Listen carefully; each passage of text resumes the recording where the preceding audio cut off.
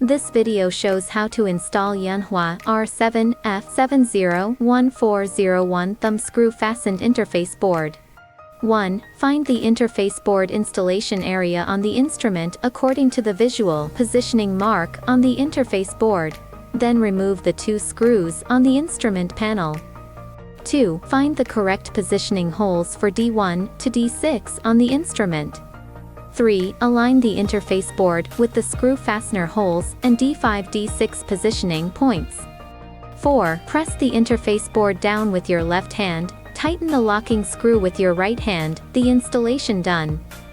5. Confirm again that the interface board D1 to D6 positioning pins are completely aligned with the D1 to D6 positioning holes of the instrument.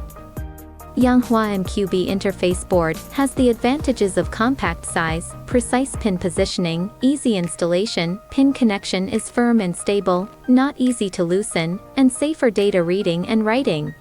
Thank you for watching.